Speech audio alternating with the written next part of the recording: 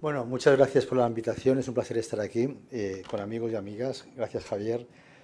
Un placer, Pablo. El placer es mutuo y sobre todo en un entorno en el que volviendo a casa, y sabes que soy alicantino, pues hace que encontrarte con gente conocida, tanto a nivel personal como profesional, hace que pues recuerdes viejos tiempos y encares el futuro con muchísimas ganas. Bueno, a ver cómo en 20 minutos os meto esto. Eh, Fijaros que lo que voy a hacer es un storytelling literalmente, porque para hablar de la diálisis y la inteligencia artificial, lo que está claro es que primero hay que saber qué es la inteligencia artificial desde el punto de vista de salud, es decir, el paso de la medicina basada en la evidencia a la medicina basada en los datos, el cambio de paradigma, ¿qué supone esto? Hablaremos de en sí qué es el Big Data y de ahí cómo se deriva el análisis del Big Data con inteligencia artificial, para luego hacer una aproximación en salud, en nefro y luego entrar en diálisis, ¿vale? Para evitar que el árbol no nos deje ver el bosque. Bueno, esta foto la pongo siempre al principio. Fijaros, el Flatiron, Nueva York, 1905, 20 años después, la gente que estaba a la derecha no se imaginaba que no quedara ningún caballo. Igual que los de la izquierda no se imaginarían que iba a ir todo el motor. Estamos ahora precisamente 100 años después en este momento. Fijaros que esta cuarta revolución industrial que veis aquí se basa precisamente en la facilidad de poder computar ahora. La inteligencia artificial se inventó en los años 50, pero aquí no podíamos hacerla porque un disco duro de 5 gigas ocupaba 2 metros de alto por 2 metros de ancho por 2 metros de fondo. Esto quiere decir que esa democratización por el bajo coste del cómputo ahora hace que todos podamos hacer inteligencia artificial. Y esto se caracteriza precisamente porque la industria 4.0 tiene tres papeles fundamentales. Datos masivos, datos que están en cloud y datos que trabajan en tiempo real, que es lo que veis aquí, Big Data, Cloud Computing y el IoT, que esto es inteligencia artificial en tiempo real. Fijaros los 50.000 millones de aparatitos que tenemos alrededor, esos 7.000 millones de habitantes que hay en el mundo, que se traducen en estos datos. Ya hablamos en pronto y habitualmente ya en zetas. Esta cantidad de datos que veis aquí, que es terrible, que son miles y miles de millones de datos, y fijaros que viene a todo nivel, curiosamente de los que más se mueve es Tinder, hace que el 90% de los datos que se han generado en el mundo están hechos en los 2 últimos años. Fijaros, cuando empezamos a trabajar nosotros en inteligencia artificial aquí, todavía no se habían producido de lo que estamos hablando ahora. Y esto quiere decir que estos 175 zettabytes que tenemos el año que viene, fijaros que la mitad están trabajando en modo IoT, con inteligencia artificial. El 50% están trabajando, fijaros, en sistema cloud, no en servidores. Y el 30% trabaja en tiempo real. Esto es industria. La industria, el 40% trabaja en inteligencia artificial. Y este tsunami es el que se nos viene a los hospitales. No somos conscientes, pero esto es como la película Independence Day, un ovni que se ha aterrizado en la Tierra y nosotros estamos felices en el parque. Fijaros que al final todo esto trabaja de un modo muy fácil de entender. Otra cosa es cómo lo procesaremos. Pero los objetos generan datos, los algoritmos hacen acciones y al final los datos que generan las acciones y los datos que generan al final estos objetos, porque vuelven a generar datos y vienen para acá, hace que el sistema se retroalimente y esté aprendiendo constantemente. Este sistema que hace que todo se base en la generación de algoritmos viene de un entorno que es puramente industria. ¿Qué está pasando con la salud? Fijaros que en la salud lo que nos sobran son datos. De hecho, probablemente es una de las fuentes más suculosas de inversión, suculentes de inversión para la industria. Y fijaros que tenemos datos en diálisis, cirugía, los datos de seguimiento, los datos de texto libre, clínicos, historia clínica informatizada, datos de imagen. Lo multiplicamos el paciente que está inestable, que es crítico, que tiene datos segundo a segundo, minuto a minuto. Lo multiplicamos por el número de pacientes. ¿Y cómo decidimos? Con nuestra medicina basada en la evidencia, con nuestras guías clínicas. Esto es lo que tenemos hoy, que sabéis que depende de la experiencia clínica, mejor evidencia, de las circunstancias de los pacientes. Esto es medicina basada en evidencia, que es como trabajamos hoy. Y con esta famosa pirámide, de cuanto más ensayos clínicos, más trabajamos. Pero claro, si no tenemos ensayos clínicos, si no hay estudios, no tenemos nada. Y tiramos de oído. Y luego todos estos tienen sus sesgos también. Pero es lo que tenemos ahora y estamos contentos. Pero claro, si estos ensayos clínicos resulta que no son suficientemente buenos, baja su indicación en las guías. Y si muchas veces dependemos de estudios observacionales, por ejemplo, retrospectivos de tuberculosis, porque no voy a hacer un prospectivo, pues depende de la limitación del estudio y tiene que ser suficientemente potente como para generar evidencia. ¿Qué quiere decir todo esto? Pues que cuando generamos una guía clínica, el papel más importante que es la formulación de recomendaciones depende de un sujeto, de un humano que interpreta la literatura. ¿Y qué acaba pasando? Pues fijaros que, yo os pongo un ejemplo muy claro, en el acceso vascular, por ejemplo, que salieron 4 guías, las nuestras, y 3 guías más, cuando vemos las indicaciones, con la misma literatura y muchas veces los mismos expertos que estamos en diferentes guías, las indicaciones son totalmente contrarias. Fijaros, el mapeo de la cirugía, el seguimiento, acumulación, los iconos de la europea de cirugía, la europea de nefro, el GEMAP y ASDOCI están en sitios diferentes. ¿Cómo se come eso? Pues solo de un modo de entenderlo, que si yo dependo de la mejor evidencia, que esto depende del sistema esa sistemática epidemiológica GRADE, de los valores de circunstancias de los pacientes y de todo relacionado con la experiencia clínica, pues claro, el experto, dependiendo si está en Estados Unidos, Europa o en Asia, y si es radiólogo, cirujano o nefrólogo, pues el cirujano va a recomendar operar, el radiólogo intervenir y el nefrólogo a lo mejor no hacer nada. Y ese es el problema que tenemos con las guías, que este balance está sujeto a un enorme sesgo. La pregunta que tenemos hoy en día, esto mismo que estamos viendo ahora, la misma foto anterior, en el contexto en el que tengo datos, datos y datos y lo multiplico por el número de pacientes, el número de circunstancias, etcétera, etcétera, ¿puedo analizarlo de otro modo? Que esto es el Big Data Analysis. Es decir, si yo junto todos estos pacientes, la parte de laboratorio, texto, imagen, etcétera, etcétera, lo multiplico por el número de hospitales en la zona, en la provincia, en la comunidad, en toda Europa, que es como está haciéndose ahora el European Data Space, ¿significa que es otro sistema? Sí. Es lo que llamamos el análisis Big Data, que se caracteriza por analizar datos de alto volumen con valor, ciertos, que los puedo ver en todo momento cómo entran y cómo salen, variados, a de baja mucha velocidad y que se comporta de un modo viral su comportamiento en la capacidad de análisis. Esto es el Big Data Analysis. Por lo tanto, la pregunta es, ¿estamos en una zona de cambio de paradigma y lo que es la medicina basada en la evidencia está pasando a la Data Driven Medicine, la medicina basada en los datos? Pues probablemente sí. ¿Qué diferencia hay? Que toda la ventaja que tiene medicina basada en la evidencia, que es lo que tenemos hoy en día, tiene unos sesgos asociados al tipo de estudios, al tipo de datos, al tipo de interpretación, al tipo de metodología utilizada y sobre todo el sesgo cognitivo que va asociado precisamente a los investigadores, que depende de las circunstancias precisamente donde vienen. Claro, si yo os digo que precisamente la inteligencia artificial, el Big Data Analysis, depende de unos datos neutros que lo voy a analizar matemáticamente y que al final me va a permitir hacer fundamentalmente dos cosas: indicación personalizada de un tratamiento, y dos, voy a poder encontrar patrones ocultos que no me va a dar nunca la estadística clásica, porque con la inteligencia artificial voy a poder encontrar patrones, porque estoy buscando relaciones no lineales entre las variables, quiere decir que estamos en un cambio de paradigma total. Bien, ¿qué significa esto entonces? Pues que en todo el entorno de industria la inteligencia artificial está funcionando ya. Y esto significa que precisamente en lo que tenemos habitualmente como investigación clásica, que son los datos y la estadística, ahora se superpone todo el mundo del machine learning, inteligencia artificial, etcétera, etcétera, porque lo que voy a hacer es buscar patrones ocultos en los datos. Y este tipo de computación va a hacer que al final cambie el modo de trabajar. Es decir, antes yo tenía una computadora, me tenía mi SPS, mi Stata, metía los datos, y con este SPS tenía un output. El output es la API y el intervalo de confianza. Ya está. Y eso es lo que tengo. Pero si os digo yo que ahora meto los datos y meto el output, es decir, meto los datos y digo si esos pacientes quiero que tenga, interpretar si tiene cardiopatía isquémica, si va a hacer un brote un Crohn, un brote un lupus, es decir, el output, la etiqueta, lo que quiero que va a hacer, le digo, búscame esto. Me sacará un programa y un algoritmo que será entrenado para que una vez que sepa hacerlo, el siguiente paciente me diga, ¿se va a infartar o no se va a infartar? Incluso lo puedo hacer de modo, este es el sistema supervisado, de modo no supervisado, es decir, busca lo que quieras. Y puedo encontrarme a lo mejor que la gente de Valencia que vive en la costa, en invierno, los días que hace obras con jardinería en el campo, resulta que nunca se constipa. ¿Por qué? No lo sé, pero ese patrón me lo da. Si soy capaz de buscar variables más relacionadas es cuando poder hacer sistemas dirigidos a que busque algoritmos y me permita diagnosticar algo que nunca hubiera pensado. Claro, ¿esto qué quiere decir? Que ¿cómo voy a analizar, cómo voy a interpretar estos datos? Pues fijaros, lo más importante es que al final la evaluación de la inteligencia artificial es exactamente la misma que la estadística clásica. Esto es una matriz de confusión, es decir, lo que realmente tengo, positivo o negativo, y lo que yo encuentro. Y aquí tengo la sensibilidad, especificidad. De la matriz de confusión salen las métricas, sensibilidad, especificidad, accuracy y precisión, la curva ROC, etcétera, etcétera. Y de ese modo, en función de lo que esté buscando, clasificación binaria, regresión, etcétera, etcétera, lo que voy a tener es la misma estadística que tengo con la estadística clásica. Es decir, las métricas son las mismas, pero las obtengo de un modo totalmente diferente, con modelos matemáticos. Eso quiere decir que al final he de saber cómo funcionan estos sistemas, porque dependiendo de lo que vaya a estudiar, voy a utilizar un sistema u otro.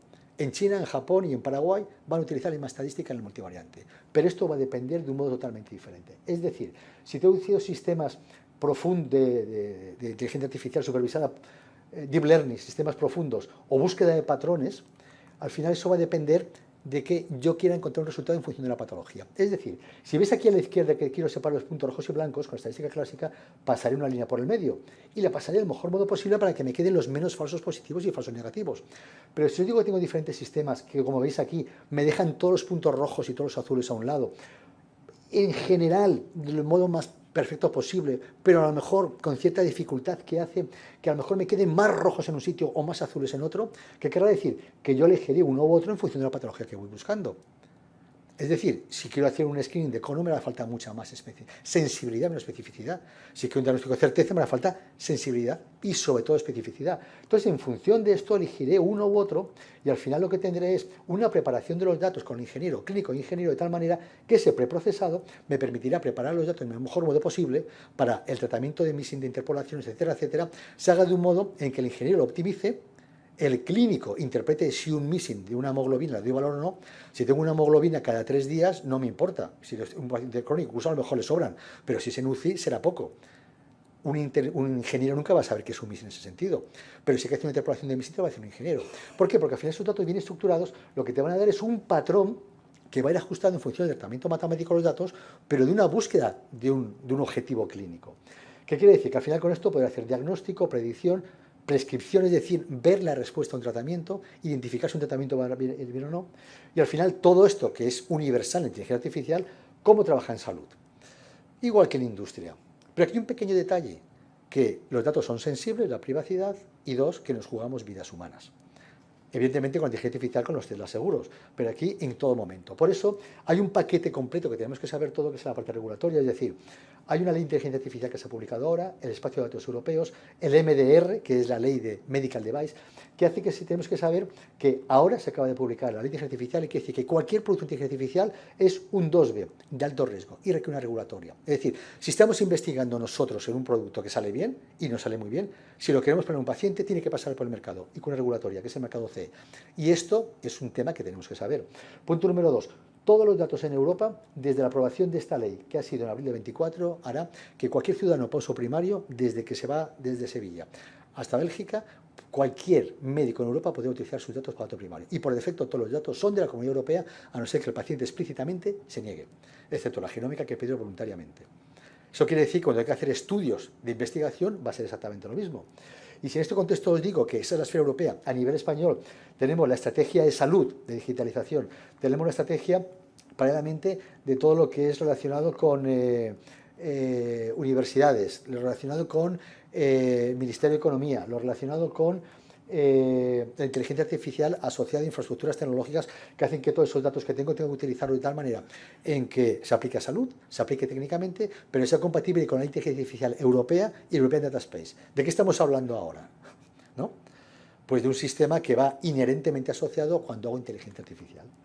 Bien, en nivel catalán, por ejemplo, lo que está haciendo es una estrategia para intentar hacer que al paciente le llegue lo mejor, detecte las necesidades, que todos los investigadores pueden tener soporte o de financiación a medida de lo posible, o tecnológico, o de metodológico, etcétera, etcétera, porque al final todo lo que está pasando en pharma o en devices va a pasar en inteligencia artificial. Es decir, he de ser capaz de, con la investigación, evaluándolo correctamente, que llegue al sistema sanitario en modo equitativo.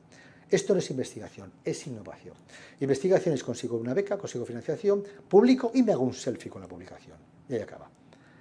Investigaciones con esa publicación, generar conocimiento, generar valor, y esas aplicaciones matemáticas que la voy a aplicar, tiene que haber una industria que lo desarrolle, y eso tiene que trabajar, pasar por un modelo de negocio. Eso es innovación. Y eso quiere decir que precisamente ese modelo de negocio hace que la inversión en inteligencia artificial se esté disparando salvajemente. Todo lo que está buscándose ahora, que precisamente la mayor parte va a cardio, imagen, etcétera, etcétera, supone una inversión en dinero que es brutal. Y a la cabeza de Estados Unidos y China, como siempre. Esto es ayer, esta noche. Inteligencia artificial, 257.000 resultados. Y fijaros cómo ha subido exponencialmente.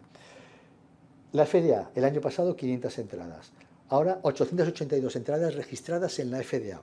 Que estos son las entradas que están registradas como devices aprobados. Esto quiere decir que todo esto que veis aquí es el paso de investigación e innovación. 250.000 a 500, pero eso duplica 800. Quiere decir que realmente muy poco llega, pero lo que llega se va duplicando cada día. ¿Esto qué hace? Pues que toda esta paradoja que tenemos aquí de entender cómo funciona la investigación, ahora, lo que está muy claro en los últimos 3 años es que todo va a pasar por inteligencia artificial. Y esa medicina participativa, personalizada, preventiva participativa, preventiva, personalizada y participatoria, pues va a hacer que cambie paradigma. Fijaros, hipertensión, somos todos nefrólogos. La pasta que se metió en ensayos clínicos en hipertensión, ahora cero. ¿Dónde está yendo ese dinero? A la genómica. Esto es cáncer. donde se ha ido el dinero de inteligencia artificial. Y aquí está apareciendo el dinero de hipertensión, porque la ley de Moore, que dice que cada año se duplica la capacidad de cómputo con el mismo dinero, permite que precisamente se rentabilice a este nivel. UCI, todos los datos que se producen en tiempo real, y los ensayos clínicos en UCI están empezando a pasar con su validación por inteligencia artificial.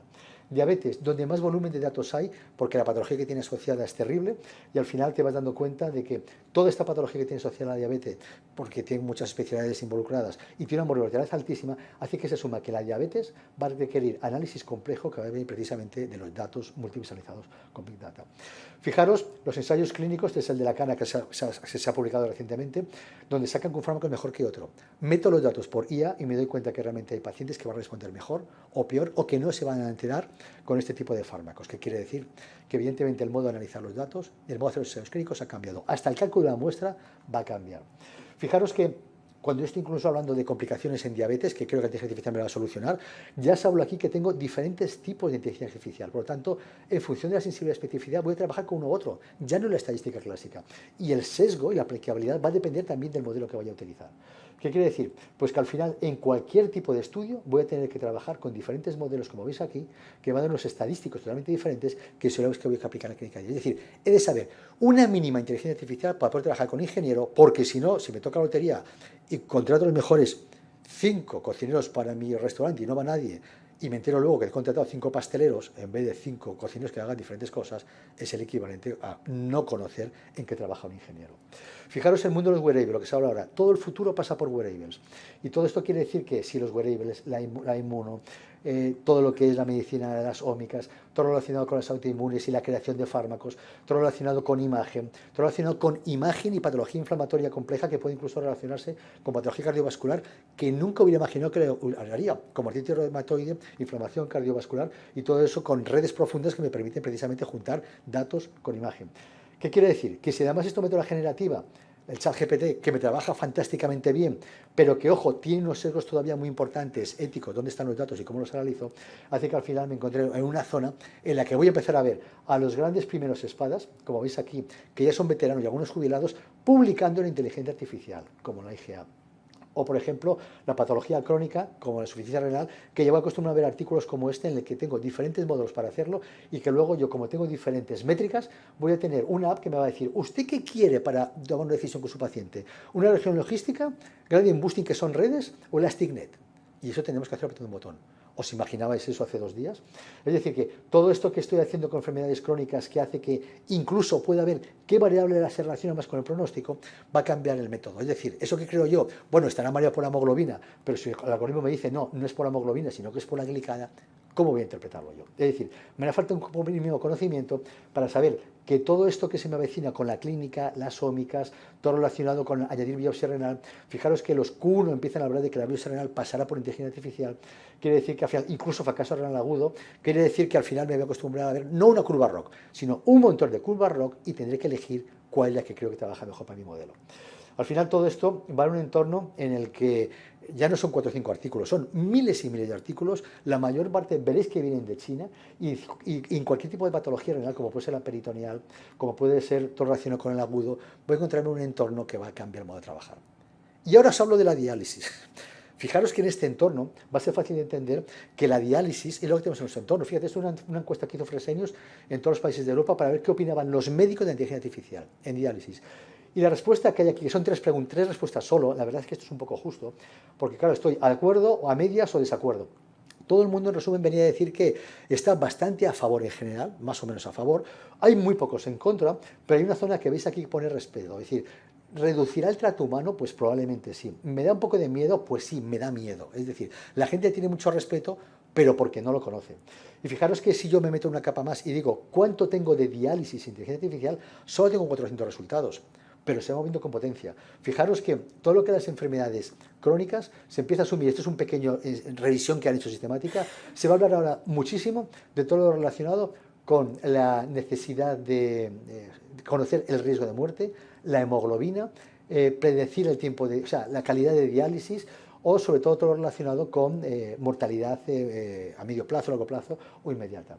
Fijaros, estos son artículos de mortalidad, predicción de mortalidad. ¿Cómo lo hacen? Pues esto está publicado hace un par de años, los datos del sistema de recogida enfermedades de nefro americanos, donde con 3 millones de pacientes lo meten en la Turmix, meten todas las variables y te van sacando curvas ROC como esta. Fijaros que todo esto me permite identificar las variables más relacionadas. Fijaros que aquí habla lo mismo pero en pacientes jóvenes, curva ROC como esta, intentando identificar variables que no imaginaba que estarían como aquí, variables relacionadas con el hemograma o con LDH, que se asocia a la patología de membrana, probablemente con inflamación. ¿Quién me iba a decir que iba a pensar yo en esto? Esto que veis aquí, por ejemplo, es para la hemoglobina. Estos son los datos de Fresenius, del grupo de Lucanere, que he publicado ahora de los últimos 6 años, donde ve que con estos sistemas el 18%, o sea, se consigue un 20% más de llegar bien al objetivo, menos un 60% menos de uso inapropiado y menos de un 60% de mal uso. Y eso te lo da la máquina directamente. O todo relacionado, como veis aquí, con búsqueda del peso seco y hipotensión.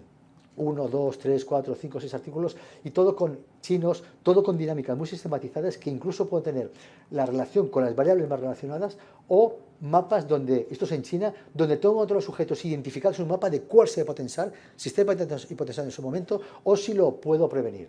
Fijaros la relación, por ejemplo, con cuándo va a empezar el paciente de diálisis, cuándo puedo decir que va a empezar, que nos interesa mejor por hacer la fístula, y en relación a qué va a empezar más tarde o más temprano, ¿no? O calidad de diálisis, ¿no? Las variables más relacionadas con calidad de diálisis. Fijaros que hoy os voy pasando un montón de diapos que vienen a decir todas las preocupaciones que tengo ya se están resolviendo. Me está intentando decir las variables más relacionadas, pero ojo, me dice, oye chaval, tienes que hacer tú el trabajo de ver qué método quieres para ver qué estás buscando. En función de lo que busques, coge un método u otro. Claro, ese método tengo que decir al ingeniero que me lo haga. ¿Cómo se lo voy a decir si no sabe lo que estoy buscando? ¿Vale? Bueno, o todo esto relacionado con reducción de hospitalización y realmente baja la hospitalización con inteligencia artificial. O la fístula, fijaros, con 100 pacientes para ver la maduración de la fístula. O los datos, por ejemplo, de Fresenius, que cogió miles de pacientes, metió todas las variables e intentaba ver, estratificar el riesgo de paciente bajo, moderado, mucho o muy alto de que vaya a tener una trombosis de la fístula. O, por ejemplo, datos en el que pones sensores en los dedos para ver si el flujo de la fístula tiene una estenosis. Pero ojo, un stop. Fijaros que estos, como digo yo, quiero etiquetar que me haga un infarto, es fácil. Quiero etiquetar que me haga una retinopatía, pero digo, quiero que me etiquetes estenosis. Pero aquí estos ingenieros ponen estenosis menos de 30, de 30 a 50 o mayor al 50%, cuando sabemos que la estenosis significativa es de más de un 80%, que baja el flujo. ¿Tiene valor esto? Si lo he etiquetado mal, esto no me sirve absolutamente de nada. O, por ejemplo, lo que veis aquí, también ver el flujo de la fístula y lo que hacen es, dicen, bueno, yo creo que el porcentaje de estenosis importante es a partir del 30%. ¿Creéis que tiene sentido esto? Y luego por otro sentido, es decir, que si el ingeniero te lo hace fantástico, pero tú como clínico no lo haces bien, pues tienes un problema. Aneurismas, fíjate que es capaz, con imagen por telemedicina, el paciente en casa se hace una foto y la máquina te dice, ojo, vete al hospital, ojo, no vayas al hospital. Pero cuando tengo un problema de que los datos que tengo a lo mejor no son suficientes, como veis aquí, pues no sé cómo voy a interpretarlo, ¿no? O aquí, fijaros, cuando te meto todos los datos esto es espectacular, que me estoy acabando ya, los datos de una ecografía, esto es como un escáner, pero con una ecografía que va cortando el brazo y me va diciendo morfología y hemodinámica, y fijaros que lo compara con cualquier tipo de imagen, escáner, resonancia, etcétera, etcétera, me hace un escaneo y me va a decir al final que el paciente si va a madurar la fístula, si se va a parar y cuándo se va a parar la fístula. O por ejemplo, aquí, con esto que está hecho en cerdos, cojo y coloco, para colocar un catéter, coloco ahí un soporte, coloco la aguja y lo que hace es que me coloca la aguja directamente en el sitio. Curva ROC que pone los pelos de punta, ¿no? Bueno, os aconsejo que repaséis esto de nuestro amigo Miquel Hueso de Belviche, que hace un repaso de todo esto. Y luego nosotros en mi hospital empezamos a trabajar hace unos años con esto. Fijaros aquí con múltiples métodos y nos dimos cuenta que el que mejor funciona son los datos puros, pero bien preparados, más que la opinión incluso del experto. Estamos trabajando ya con miles de pacientes de Cataluña, con datos del Aquas, con curva ROC que pone pelos de punta, transfer learning, es decir, entrenar modelos en millones de datos, de bases de datos, para luego entrenarnos a nuestros pacientes, y está funcionando. O incluso en la fístula, esto que lo publicamos hace unos años, que vimos que la maduración se relacionaba con el diámetro de la vena y la edad.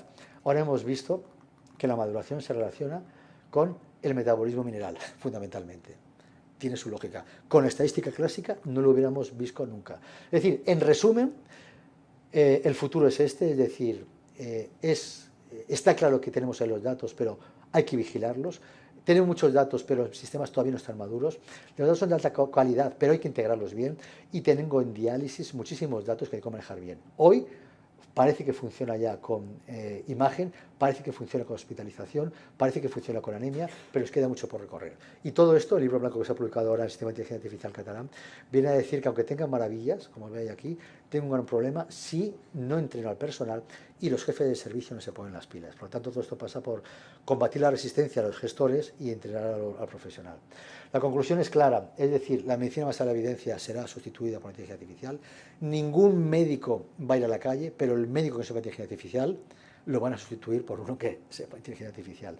Todo esto va a ser transformado por la inteligencia artificial y la generativa dentro de poco plazo, en corto plazo, pero lo que está claro es que esto requiere entrenamiento y que habrá un balance entre conocerlo muy bien, pero no columpiarse pensando que trabaja sola, porque si no, sobreestima la inteligencia artificial y me puede hacer verdaderas barrabasadas.